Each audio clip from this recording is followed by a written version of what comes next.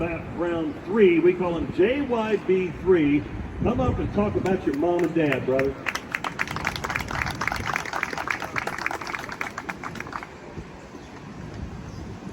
Good afternoon. Thank you all for being here today. And I want to thank my cousin Benham Sims for a very touching and eloquent nomination of my mom and dad. We came down Sunday night with my mom and stopped right at the light, let her take a look at it, and she really liked it a lot. And then the light turned green, and she said, "Could we drive around and look at it one more time?" And it's a wonderful way to honor them, and they're just two wonderful people that cared a lot about their city and wanted to make a difference and leave a mark. I was asked about how they met earlier, and on their first date, or it may have been their first official date, my father was selling encyclopedias door to door in eastern Kentucky, and he asked my mom to go with him. And it was about 8:30 at night, and he sold his 5th set of encyclopedias and came back to the car and said, "I've tied my all-time sales record." And most women would have said, "Well, that's wonderful. Let's go have dinner and celebrate." But instead of saying that, my mom said, "Well, why don't you go for your record then?" And he told me years later that at that moment he thought, "I think I want to marry this woman." And they had a wonderful partnership. And they were bold thinkers, and yet they were involved in so many different things in our community. Just in the past several weeks, I've been to the Center for the Arts. My dad, helped envision and create. We were there for an event showcasing the orchestra. I see Jordan Harris over there. He's in charge. Thanks for coming, Jordan. We were at the Ali Center Saturday night. I've been to the YMCA 4 or 5 times this week, and yesterday I had lunch with 10 dear friends, and we had Ollie burgers. So, we said, yeah, let's hear from Ollie burgers. All these years later, there's so many areas of the city that have been touched by them, and it was a special time. My father was the chairman for John F. Kennedy's campaign for president, and to paraphrase him, could have said, "Ask not what your city can do for you, but what you can do for your city." And I think that was the kind of spirit that animated both of them. And in the early 70s, my father, 5 of the stalwarts of our city, my father, David Jones, Wendell Cherry, David Grissom, and Stuart Jay owned the Kentucky Colonels. And they were losing money and wanted to sell the team. And there was a lot of pushback, and my dad decided give it to my mom to run, and an all-female board of directors. That was a bold decision, and it was a bold undertaking. And at the press conference where it was announced, a reporter asked my mom, "So, Ellie, what do you know about basketball?"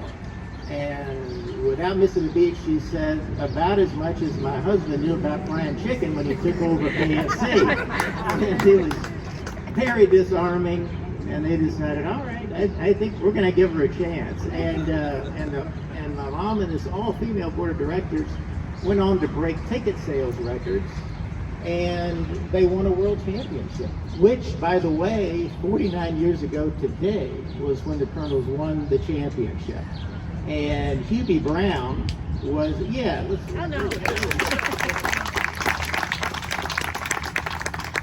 Hubie Brown said that team was one of the greatest basketball teams ever. And just a few years ago, Dr. J was asked, could any of the ABA teams compete with today's NBA teams? And he said the 74-75 Colonels for sure, and the 75-76 Nets. But let me give you an idea of what it was like for her at that time. She would pick up her kids from school and then go to the office to manage the Colonels. And one of those days, I guess I was about 10, she was interviewing this guy named Hubie Brown for head coach. And then he arrived.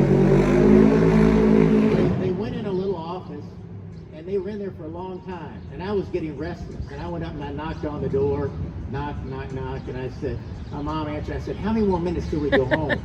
And she said, I'm interviewing Hubie Brown for head coach. 15 minutes. So a few minutes passed. I start knocking on the door again. She opens. I said, how many more minutes till we go home? And said, well, I got 10. I'm trying to wrap this up. Just give me 2 more minutes. The rest, I was impatient. Like 5 minutes later, I knocked again. Hubie answered the door. He said, we'll be done when we're done. Don't knock on the door anymore. We'll let you know when we're finished. On the way home, I said, I don't think I like that man. I hope you don't hire him for coach. And he went on to become a Hall of Fame coach. And at 91, he just got a new contract to do commentary for another couple of years. So just a great history, great memories for us. And I wish my dad could be here with us today. He passed about 18 months ago. He loved the city. I loved his spirit. When he was 87, about a year before he died, we were at Sanders Brown dinner, another great program that he and my grandfather and my mom helped support at another state university we will mention here. But at 87, we were listening to the speaker that night, and he was having trouble focusing, as he usually did, and he leaned over to me and he said, I'm 87, but I still think I have one more big one in me. And I said, that's great, Dad, that's great. And then he went back to eating his dinner, and then he leaned over again about 30 seconds later, and he said, but I'm going to need someone to drive me. And I remember thinking that I just love that spirit. There's always a new mountain to climb, a new opportunity.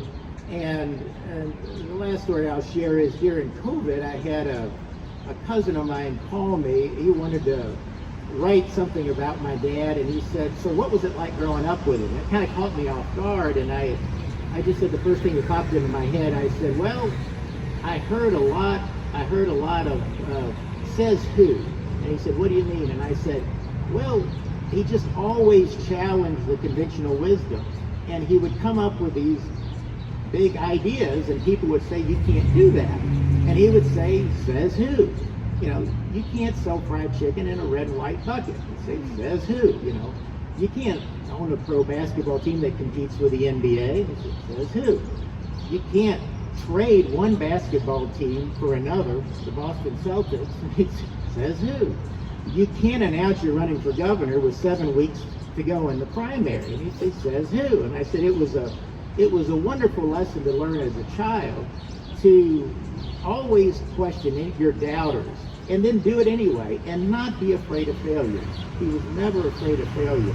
Neither of them were. And so my hope for the city, when young people see this banner and they have a big idea for the city or a small one, and someone tells them they can't do it, I hope they say, says who? And I hope they do it anyway. And if they do it enough times, they'll get their own banner in 50 years.